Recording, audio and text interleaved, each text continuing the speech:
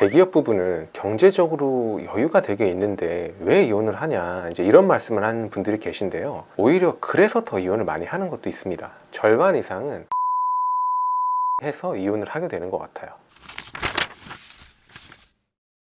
안녕하세요. 이혼 법률 베스트셀러 작가, 대한변호사협회 이혼 전문 변호사 조성구 변호사입니다. 예전에 어떤 구독자분께서 대기업 부부들이 이혼하는 이유에 대한 영상을 좀 만들어 달라, 이제 이런 댓글을 다셨더라고요. 근데 실제로 제가 그 대기업 부부들의 이혼 사건을 정말 많이 진행을 해오고 있거든요. 그래서 오늘은 왜 대기업 부부들이 이혼을 하는지 이 주제에 대해서 한번 다뤄보도록 하겠습니다.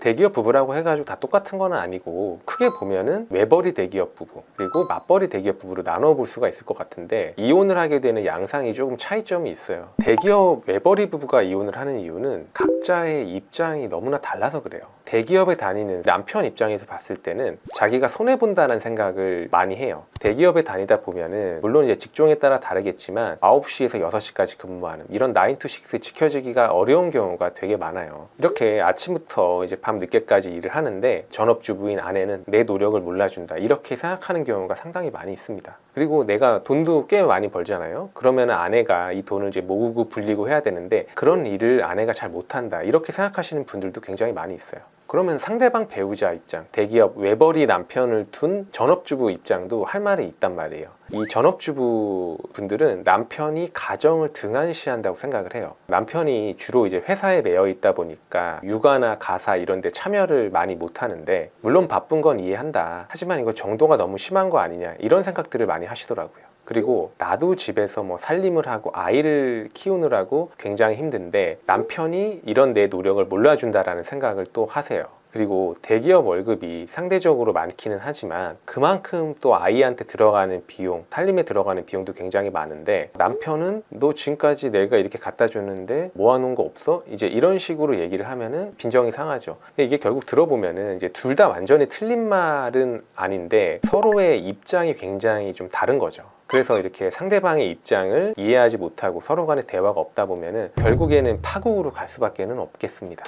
제가 실제로 진행했던 이혼소송 사례에 대해서 말씀을 드리면은, 제 의뢰인은 이제 남편이었어요. 대기업에 다니고 있는 남자분이었고 회사 생활을 정말 열심히 하시는 분이었거든요. 근데 이분은 집에만 오면은 불편한 거예요. 왜냐? 아내가 자꾸 불만을 얘기를 해요. 아이가 아빠 얼굴도 제대로 모른다, 바쁜 거는 이해를 하지만 그래도 주말에는 또 아이랑 시간 보내고 이제 이렇게 해줘야 되는데 그런 거를 전혀 안 한다, 이제 이런 불만을 토로를 하는 거예요. 그러니까 이 남편 입장에서는 내가 우리 가족을 위해서 이렇게 하는 거 아니냐, 왜 말을 당신은 그런 식으로 하냐 라고 얘기를 하니까 아내는 이제 이런 얘기를 하는 거예요. 왜 주말에도 회사에 누구 다른 사람을 만나러 뭐 골프를 치러 가야 되고, 적어도 아이 아빠라면은 주말 정도는 할애를 해줘야 되는 거 아니냐, 이제 이런 얘기들이 계속 있었던 거예요. 저는 처음에는 이제 이분한테 이혼을 권유하지도 않았고요. 둘 다 완전히 틀린 말은 아니니까 어느 정도 대화를 해보면서 최대한 좀 맞춰가라, 그렇게 말씀을 드리고 한두 달 있다가 또 다시 연락이 왔어요. 얘기를 해봤는데 전혀 안 된대요. 그래서 어쩔 수 없이 이혼 소송 이제 진행해서 이혼을 시켜드린 그런 사례가 있었습니다. 대기업 맞벌이 부부가 이혼하는 양상은 외벌이랑은 조금 달라요. 크게 보면 4가지 정도의 이유가 있는데, 첫 번째로는 이제 자기 자신에 대한 프라이드가 각자 강한 거예요. 이거는 뭐 전문직 부부들도 마찬가지인데, 대기업에 다닌다라고 하면은 남자든 여자든 이 사회에서 어느 정도 자기의 능력을 좀 인정받고 있는 거잖아요. 자존감이 강한 게 나쁜 거는 전혀 아닌데, 둘 다 자존감이 강하다 보니까 서로에게 뭐 양보 안 하고 부딪히고 이런 게 좀 갈등의 요소가 되는 경우들이 좀 있더라고요. 두 번째는 이제 육아와 가사에 대한 문제예요. 둘 다 일을 하다 보니까 어느 누군가에게 육아와 가사에 대한 부담을 더 지우면은 안 되잖아요. 근데 아직까지는 그래도 아이는 엄마가 좀 더 케어를 해야 된다라는 인식이 많이 있죠. 그러다 보니까 아내 입장에서는 불만이 있어요. 나도 좋은 회사 다니고 돈도 많이 벌고 있는데 왜 애는 내가 더 많이 케어를 해야 되는 거지? 왜 살림은 내가 다 해야 되는 거지? 여기에 대한 불만들이 좀 있는 거예요. 그리고 맞벌이를 하면서 아이를 키우기가 쉽지 않기 때문에 아이가 어느 정도 커가면서 한쪽이 그만둬야 되는 거 아니냐 이런 얘기들도 막 나와요. 그러다 보면 여기에 대한 다툼이 있기도 하고 그렇습니다. 세 번째로는 돈 관리의 문제가 있어요. 외벌이와 다르게 대기업 맞벌이 부부는 남편도 돈을 벌고 아내도 돈을 벌기 때문에 각자 돈을 자기 스스로 관리하려는 그런 경향들이 좀 있어요. 그러다 보면은 경제적 공동체라는 인식이 외벌이 부부에 비해서 약한 경향들이 좀 있습니다. 그리고 마지막으로는 경제력이에요.